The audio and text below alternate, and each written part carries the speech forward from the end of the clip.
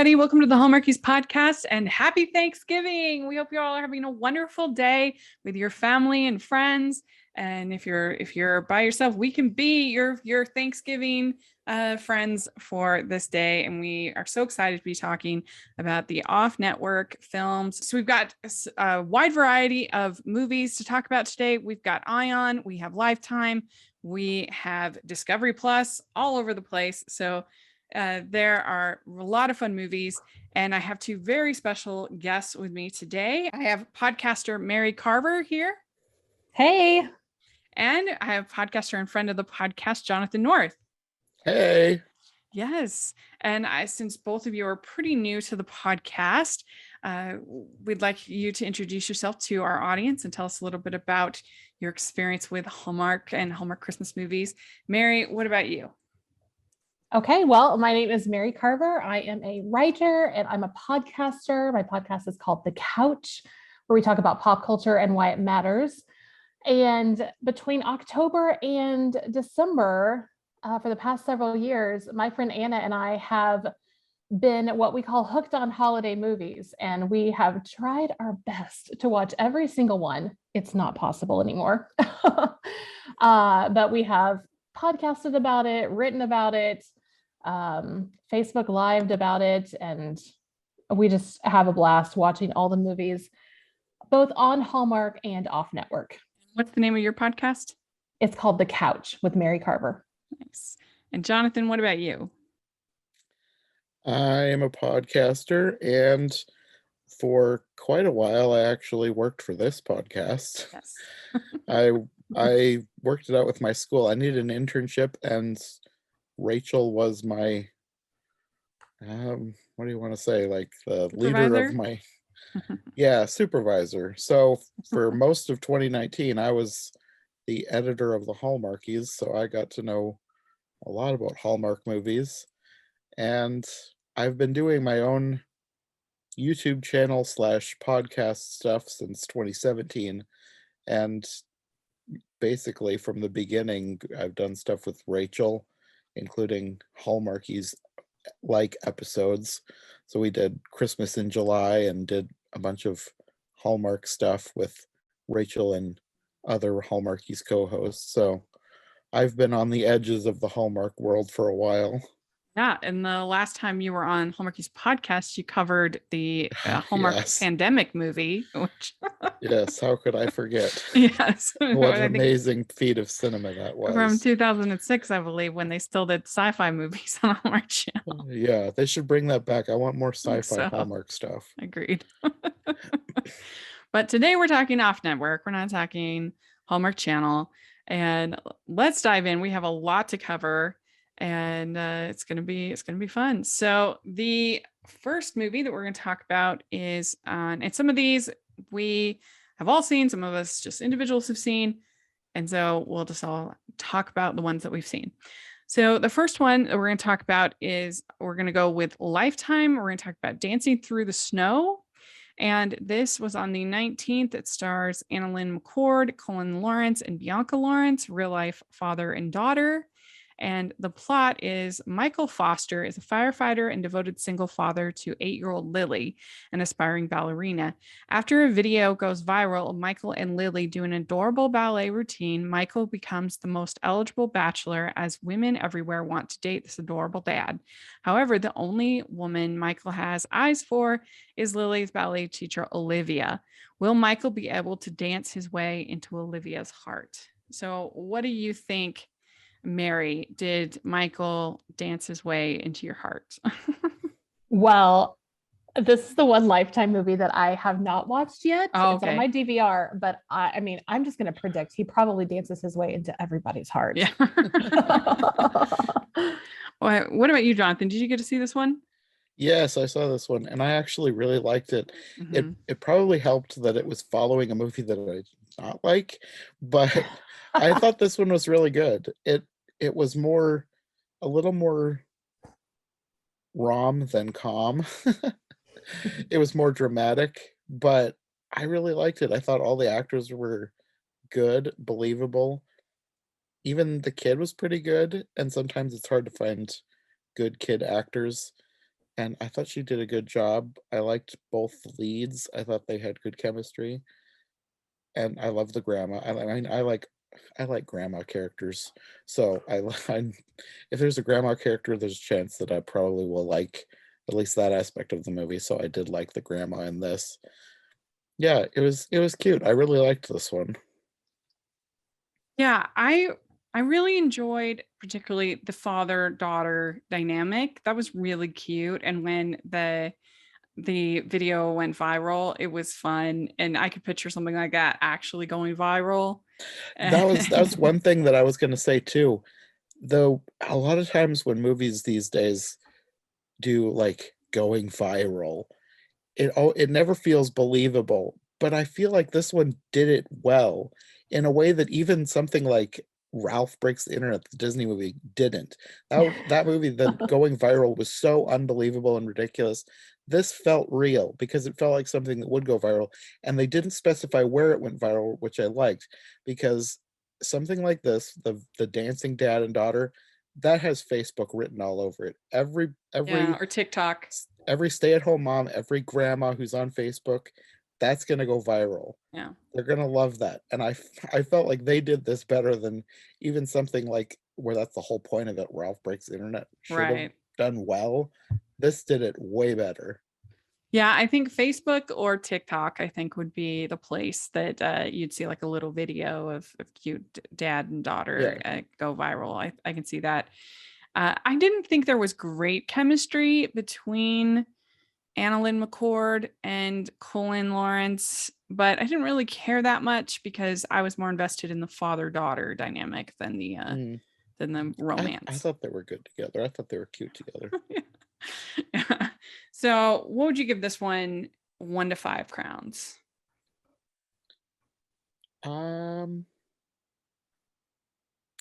Maybe 3.5.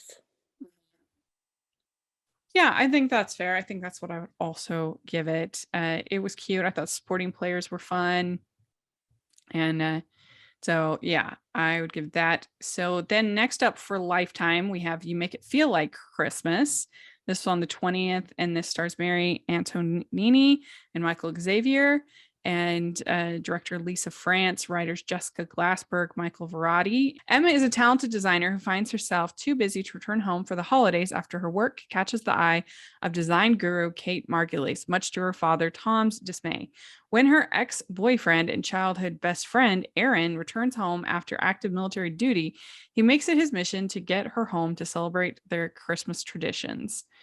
So I'll go first with this one. I overall liked this. I thought that Mary and Michael had great chemistry. They're so beautiful. It's like the most stunning couple I think I've ever seen. And Michael Xavier is so dreamy. I loved the scene when he's putting up the garland or whatever, and they're all like, That was higher, funny. higher, higher. That was great. That's something you would never see on Hallmark Channel. That was definitely a Lifetime Channel moment, but I appreciated it. It was funny. So I liked that. The only thing I guess I didn't really like, I mean, I can understand why she's upset with him for breaking up with her, but I don't understand why she's mad at him for his plan to bring her home for Christmas. Like, that's the most like benign thing I've ever heard of in my life. And I mean, I wouldn't be upset if Michael Xavier wanted to bring me home for Christmas. I mean, it seemed like she was so outraged. Like, I can never trust you again. You're the worst person in the world. And I'm thinking, what?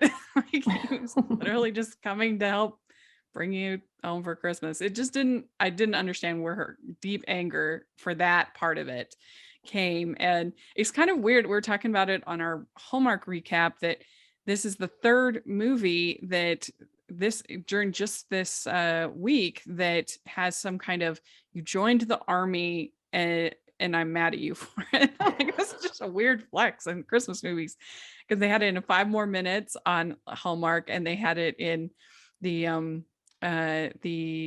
Christmas Together with You, and this. Who knew that was such a common breakup tool to join the army? I don't know. So I didn't really like that, and I was really mad at her when she's being like a big brat towards the end. But I still overall enjoyed it. I thought it had some fun moments and some cute moments, like when they were eating dinner together and dancing. That was really good. And that I thought they did have good chemistry. What did you think, Mary? I really liked this movie. I have to agree with you. I think that Michael Xavier is, as you put it, dreamy. He is so cute, and I feel like he's got a bit of smolder going on at pretty much all times. And He's I'm so good at the smolder. Like he really is. he could fight Flynn Rider on that right? going right now. He really could.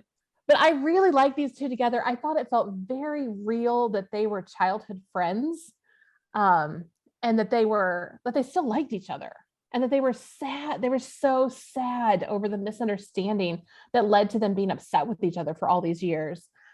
And I didn't mind the big misunderstanding blow up at the end, because I think she was upset that he wasn't honest with her, because she has felt like all these years that he had broken her trust. But he wasn't honest about such a benign thing, like something that just doesn't matter. Like I know, bringing her home for Christmas, like that is like the most. But she didn't want to go home for Christmas because she was so sad about her mom, and her dad is not a great dad for most of the movie and most of her life. So like, I can totally understand. think it was overblown. Yeah, it was too much. She was so outraged. Like, I mean, she was definitely that acting. He had killed her dog. Like, she was so. I was just like, what? But I don't know, Jonathan. What do you think? Did you get to see this one? No, I didn't get to see this one. Okay. I had kind of limited time. A whole bunch of stuff came up this weekend, and I ended up cramming all the movies in between Monday and today, watching the final one today. Okay. Well, yeah. So Mary, overall, what would you give this? Or how many crowns would you give You Make It Feel Like Christmas? I think I'm going to give it 4 crowns. Oh, wow. I mean, I smiled through the whole thing. Mm-hmm. And I paid attention. I didn't let myself get distracted by, my computer or whatever. I also loved the designer. She was hilarious. I could have used a whole movie about her. She was so funny. She was the one doing the higher. And you've got all these women that are there watching him put up this thing. And you've got like this full shot of which I just thought was so funny. And I also loved the little side plot with his sister in general. I really liked, but then the relationship between her friend and his sister. Yes. And I love that they didn't let the main couple's misunderstanding or argument get in the way of their friendship, their relationship. Yeah. They were really cute. And I really liked the friend / business partner. I really believed their relationship, the main character, Emma, and her, they really felt like friends to me. Yeah, me too. I like that too. I would give it a 3.75. That's what I would give it out of 5. So, all right. Next up, we had from Lifetime, we had Baking Spirits Bright. This was on the 21st. And it stars Rekha Sharma, Dion Johnston, Adelia Dosani, Praneet Akilia, and more. And it's director Aubrey Amison, writers Alison Spuck McNeely and Casey Tabanu. And it's Mira takes pride in her family's business of making fruitcakes, despite the decline in its popularity of once being America's most gifted holiday confection. When Mira's parents decide to hire Brady Phillips and his high-powered marketing company to boost sales for the holidays, Mira must fight to hold on to the heart of the company she loves so much. I don't know if I actually had this on the list that I gave you guys, because I kind of forgot about it. You did, because I had it. I wanted to watch it and I didn't get to it, but it was on the list. Okay, good. Did you get to watch it, Mary? I did. I did watch it. Okay, good. So what did you think overall of it? I liked it okay. Yeah. I really loved that it featured an Indian American lead character and her family. I loved that part of it so much. The rest of the movie was middle of the road for me. Yeah, I have to agree. I love Deion Johnson. He is very dreamy and really good. I love him in Sweet Magnolias. Yes. But I just felt like this was just so basic. And I felt like they could have had so much fun with the whole idea of no one likes fruitcakes and just, but they took it really seriously. They didn't have a sense of humor about it. I thought that's what they were going for. That's why I wanted to Yeah. see it, because I'm a weird person in that I like fruitcake, but my family has a good recipe, so that's probably why. Okay. You make your own, huh? Yeah, everybody in my family has always made this one specific recipe. Okay. I think part of the problem with fruitcake, I've only had it a couple of times, but it's so sweet. All of that dried fruit is just so sweet. And I don't know. I think that we don't really like it's either so sweet or so boozy, which not my favorite. I wish it was similar to Sugar and Spice Holiday, where like there was in that movie she's comparing each person to a different pastry and just there's just more like sass, more fun in that one than this. Yes, I would agree. I did like the way that Mira was a grown-up. I thought, I mean, you know what I mean, right? Like a lot of the characters in these movies are so ridiculous. And of course we love them anyway, but I get so excited when we have a movie that actually has grown-ups acting like grown-ups. Well, you just think of how many times though have we seen movies where the small town factory, whether it's Krugels or cookies or the list goes on and on, the expert comes in to give advice on the factory before they're going to close it down. And of course, they learn the error of their ways. This was exactly that. There was nothing really very creative about it. It was fine. And I guess maybe if I hadn't seen a million of those kind of movies, I'd been more invested. But I just felt like they could have leaned into the whole like fruitcake thing and just been more funny. Yes. And have you noticed in the movies this year, fruitcake has been mentioned a lot? Like there have been several other movies that have mentioned fruitcake in passing. Of course, it hasn't been a plot point, but I feel like it's come up a lot of times. So they could have even talked about that, like how there's a fruitcake renaissance going on. Yeah, that is weird. I guess maybe they're becoming more popular. Who knew? Who knew? Maybe eventually you'll get your funny fruitcake movie. Yeah, maybe we can only dream. Dreams will come true. We have our Peacock film, A Kindhearted Christmas. This was on the 20th, and it's Cameron Matheson and Jenny Garth, and it's Jamie owns a sightseeing tour company in the small town of Cooperville, New York. So knowing where to find fun and interesting things to do is her job. However, navigating the holidays with the same enthusiasm is trickier for Jamie since her husband Matt passed away. Matt loved Christmas and found unparalleled joy in giving to others. While watching her favorite news program, Wake Up Upstate, or more importantly, the show's handsome TV anchor, Scott, Jamie learns about a neighboring high school's fundraiser and spontaneously gifts the entire amount anonymously. Jamie's anonymous gift sparks another and another until the entire town gets into the spirit. News of the generous gift giving draws Jamie's TV crush to Cooperville, seeking to do some serious reporting on the identity of the Secret Santa. So did either of you get to watch this one? I did not. I did not. Oh, okay. So I will be reporting. This one, this is probably going to sound bad. I thought that it was last on my list of priorities because the title sounded too cheesy. Yeah. Like, and that's weird because like I've said to people, like, I think kindness is an underrated quality in people. But when I see a movie that's called A Kindhearted Christmas, like that sounds so generic and boring. It really does. So it went to the bottom of my priority. And like I said, I didn't have enough time to watch all the ones I wanted to watch. So I didn't get to that one. Well, so this movie, it's harmless, I guess, but I didn't really like it very much because I didn't understand why when she reveals that she's the Secret Santa, he's like, you lied to me. I can never trust you again, which is one of my least favorite like things they can do in writing. I almost always roll my eyes. And the idea that, oh, you're secretly helping all these people and you didn't tell me, as being like something awful, like something to be outraged about. It's How just dare you. ridiculous. Like, what? She has no obligation to tell him about her being the Secret Santa. I mean, the correct response to, oh, you're the Secret Santa is, oh, I would never have guessed you. You got me. How fun.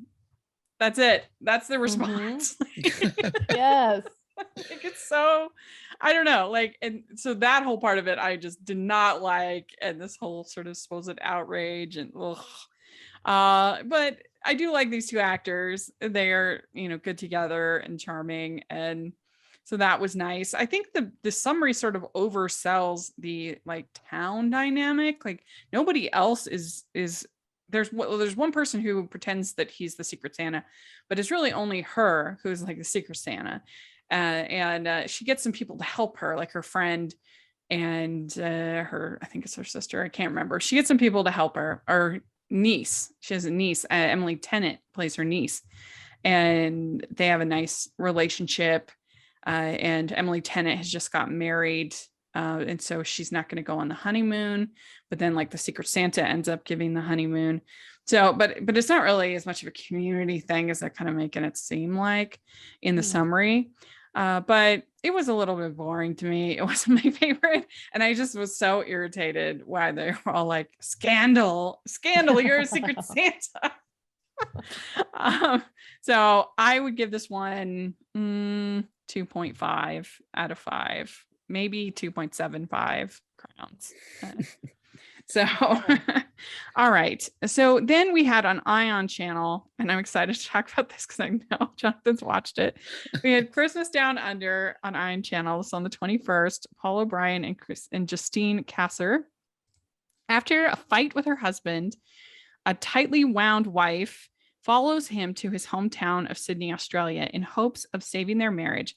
Tracking him down proves complicated, and she must rely on an Aboriginal tour guide and a social media influencer rideshare driver to help, all just days before Christmas. So this movie, I'm not going to defend it. It's not a great movie, but I have to be honest, I did laugh quite a bit. They go for every joke possible. They throw everything at the wall, just hoping that enough of it will stick. And I guess just enough did for me to be laughing. But like, the acting is terrible. It's terribly made. Like, they had no budget. But I wondered about budget with their workplace. Yeah, I'm sure they had no budget. No, it's like a brick warehouse. And you can make really good movies on very minimal budget. Just this year, there was See You Next Christmas, which I got to interview the director and writer, and they made that movie and shot it all in her apartment. It's like very small budget, but it's really cute and charming and a good script. And I mean, good scripts save all. Mm-hmm. And but I don't know, just sort of the antics. I did laugh enough. I like the stuff at work in particular. Actually, I thought was really funny. Like the weird office politics dynamics going on, and I don't know. It's hard to explain. It's a weird movie, but like when she gets there and she doesn't have her luggage, so she has to get this bizarre outfit out of the like clothes bin for the floor, and she looks ridiculous, and they kept making fun of her clothes, and I don't know. There were just enough things that made me laugh. I liked the Aboriginal tour guide. She was funny. I thought she was good. But I didn't understand why she didn't just like contact her in-laws. She doesn't know her in-laws at all, like their phone number, or because he was going back to his home, like where he had grown up. Sense at all. She like, what? I didn't understand. Nothing about her, the way she was trying to find him, made any sense. No. She did nothing the way a rational human being would do anything. And those policemen, they were so ridiculous. They were like something out of a Disney Channel show, like a badly written Disney Channel show. I thought they had their moments, but they weren't great. I don't know. I maybe I had just been watching all these like fairly sappy Christmas movies all day, and then I watched this and it was at least something kind of different. It was just bonkers and crazy. And so I was like laughing. But it sounds like, Jonathan, you weren't laughing. You didn't This is enjoy one of it. the most obnoxious films I've ever watched. Maybe it's because I went in with too high hopes, because from the premise, I thought this sounds kind of interesting. This woman's looking for her lost husband. She has to go to Australia. And then it was just bizarre and obnoxious and badly made. Like, there were times when I couldn't hear the dialogue over the music. Yeah, And the sound mix was bad. the music that they had playing in the background / foreground was all music with lyrics. So then you had people talking over music with lyrics, and I couldn't understand what they were trying to say half the time. Just whoever, they needed to fire the sound mixer. Yeah, the sound mix was bad. I don't know. It's not a great film, but I did laugh. And another weird thing, I don't know, some of the stuff about Australia, I feel like some people could find offensive. Like Probably. the use of the didgeridoo just in the suburbs.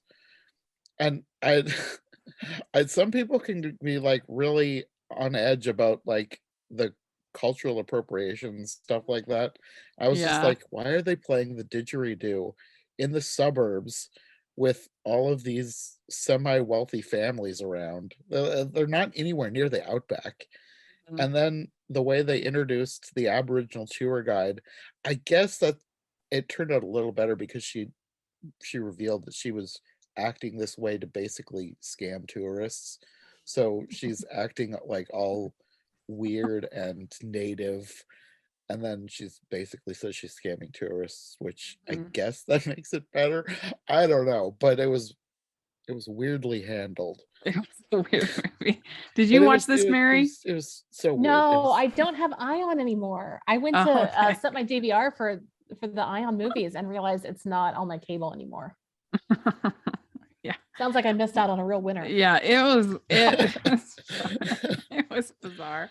I don't know. I'm gonna give it 2.5 crowns. It's not a great movie, but I was laughing throughout, so I can't lie and say I wasn't. What will you give it, Jonathan?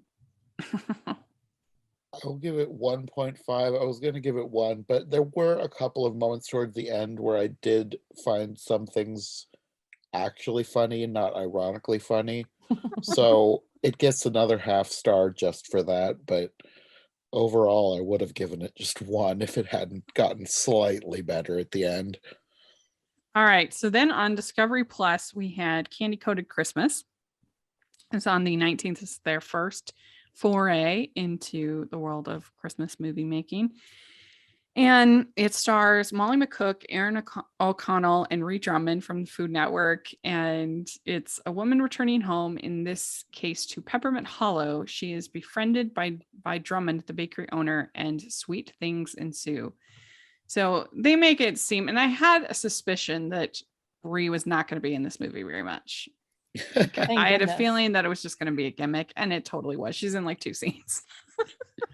It's more like 4 scenes, but she doesn't have very many lines. No. It's a good thing. Yeah. Overall, what did you think of this movie, Jonathan? Did you end up watching it? Did you get to watch it? That was my last one today. Nice. I ended up being ahead an hour at my job, so I took a 2-hour lunch and ran home and watched this one quick, because this is the one that this is the reason that I'm on here, is because I really like the Pioneer Woman, and I was I don't want to say I was really excited for her movie debut, but I was really interested to see what they were going to do with her, how she was going to do, because I really like her as a person, and I was just interested. So this was like the reason that I'm on here, is because I was going to watch this one. It's like, I have to watch this today because I hadn't had a chance. For some reason, I decided, I'll just save that one for the end, and then I ran out of time. But I liked it, and I don't want to say I'm surprised I liked it, but I guess I was expecting the worst even though I was wishing that it was going to be better than I was afraid it was. But I ended up really liking it, even though parts of it mildly annoyed me. I really liked the actors, and I didn't think Ree did a bad job at all. I think that for her first movie role, I think her acting was pretty good. I didn't think she was bad at all. Yeah, I mean, most of the time she's just at the baking counter. You want a Yeah, she's cupcake? kind of I mean, just it's really not, herself. there's not She's too kind of much. just playing herself. So Yeah. Did you watch this, Mary? I did. I watched Ah. it and I have so many thoughts. Oh, what'd you think overall? Well, overall, I really liked it. And I am not afraid to say I'm surprised by how much I liked it. I I was thinking this would be terrible.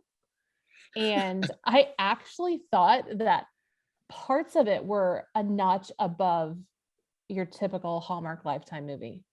Oh, Not yeah. Ree's acting. I like Ree Drummond. I have followed her since the very beginning. mhm. Um, I don't need her to be in movies. I That's kind of what I was afraid of with this, because like, Yes. yeah, like I've followed her blog since like 2010, like Mhm. before most people even knew who she was. So when I heard she was going to be in a movie, I was like, what? And I was prepared for the worst, and maybe that helped. But it ended up being a lot better than I thought it was going to be. I Yeah, enjoyed it it a was not lot. the worst, but it was I thought her acting was it took me out of the movie, where the rest of the movie I thought it was good. Yeah, I mean, it was fine. It was a gimmick. It was exactly what I thought it was going to be as far as her. Yeah. I just did not feel the chemistry between Molly McCook and Aaron O'Connell. I love Aaron O'Connell. He's, I think, got to be one of the most handsome humans on the planet. He is so good looking. And so he gets some bonus points for that. And everything else about this movie was just pretty standard. I didn't like all the Hawaii vacation shaming that they did. Like, it's perfectly respectable to go to Hawaii for Christmas. They were like, "Ooh, you were going to Hawaii for Christmas." I mean, she's going with her father. Like, they had Right. memorable traditions. Like, may I be so cursed as to have to go to Hawaii for Christmas? I think I take that. But everything else was just fine for me. It was perfectly pleasant Christmas movie, standard plot. And the girl from the city coming to the small town, Peppermint Hollow, and all your tropes, your tree decorating, your cookie baking, all of that stuff was all there, and it was perfectly pleasant. I just didn't feel I think I would have liked it better if I'd felt the chemistry between the two. I didn't really feel it. So I mean, I would give this one, I'm going to give it 3.25 crowns. What about you, Mary? I think I'm going to give this 3.75. I really liked it. I thought this was my favorite Aaron O'Connell performance. Ooh, hot take. Because I've seen him in these other movies and he's always so stiff and uptight. Like, I don't know. I get that that's maybe sometimes his character and what he's supposed to be, but I liked him better in this movie, is what I'm saying. I really liked his mom and his niece. I loved the best friend. I thought that their banter between them was very natural. But yeah, it is definitely the typical story. I didn't like that they had to have a mean girl in the whole situation. Yeah. Oh, I forgot And about that. I've met her in real life. Dia oh, Frampton. really? She's a singer. She Huh. toured with Lindsay Sterling, and I went to a Lindsay Sterling concert, and I did a photo meet and greet thing with Dia Frampton because she came down. Oh, Oh, that's fun. cool. I would say my favorite Aaron O'Connell movie is probably The 12 Gifts of Christmas. I Oh, I really do like like that one. that one. And Katrina Law is always one of my Mhm. favorites. And I like My Christmas Love a lot. That one's pretty crazy. Oh, I forgot that he's in that. That is one of my favorites, but I forgot about him. So Jonathan, in this one, the girl starts actually getting all of the 12 days of Christmas. So she's getting like doves and partridges and all like this stuff. Somebody's giving them to her, or it's like magically mysterious happening. person. What a weird, mysterious gift to give to somebody.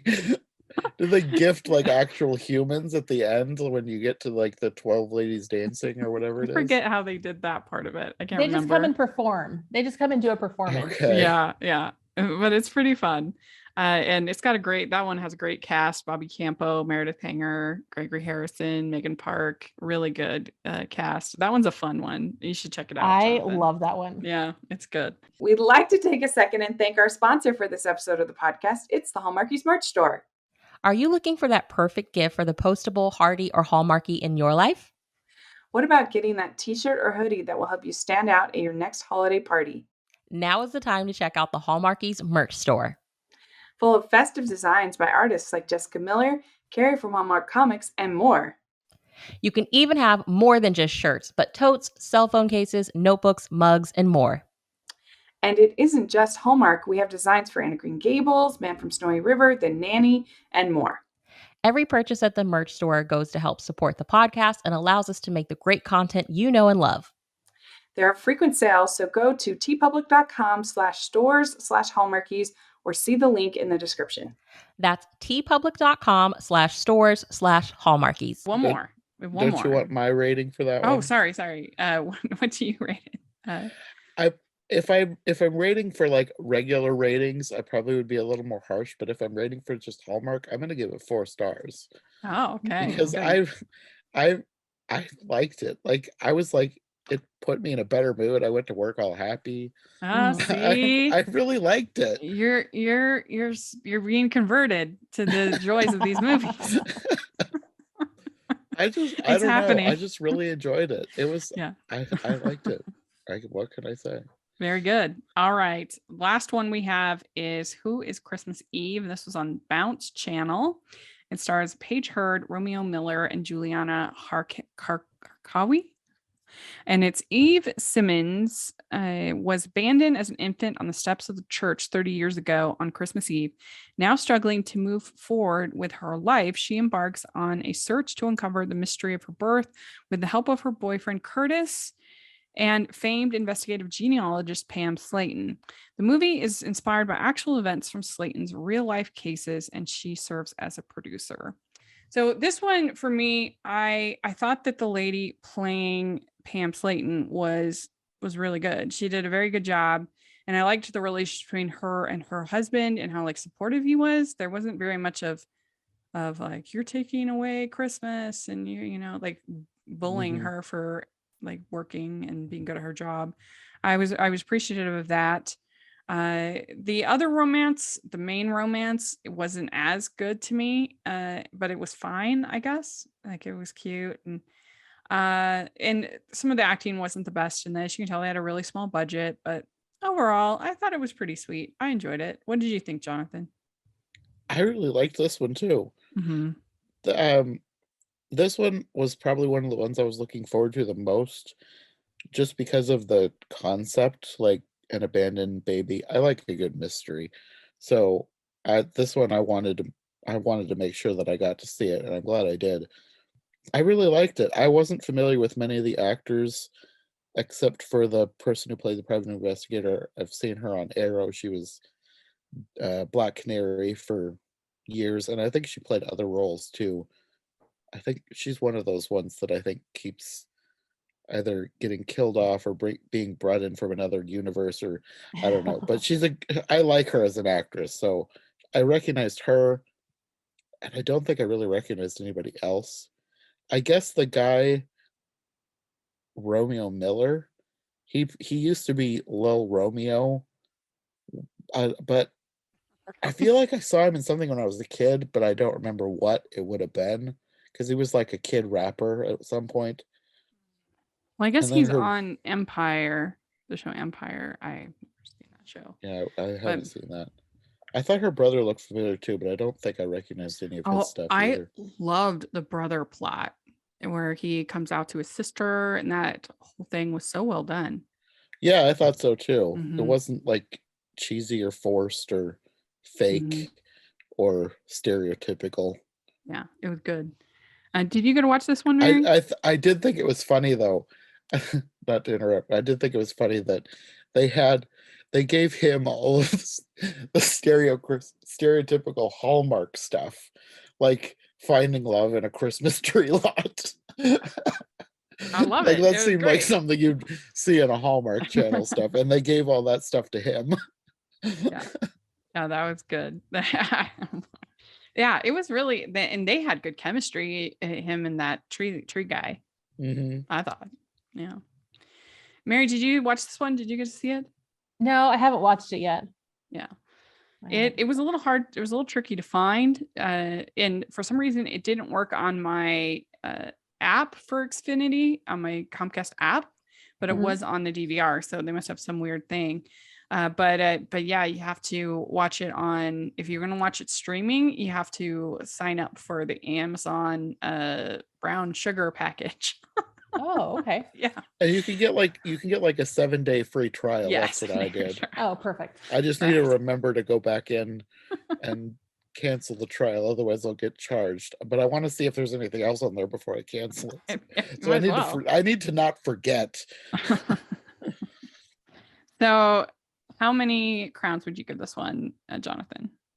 I think I'll give this one 4 as well. Like I said, I might be more critical if I'm like trying to rank it in with other mainstream movies, but as far as Mhm. like a Hallmark-esque movie, I really liked it, and I really liked the story. I really liked the mystery, and yeah, there was some weird things in here that weren't the greatest, but overall, I really enjoyed it.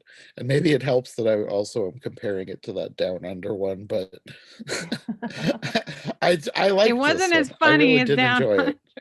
I know, but it was a better story and better written, better acted. I enjoyed it. I'm gonna give Yeah, it 4 crowns. cool.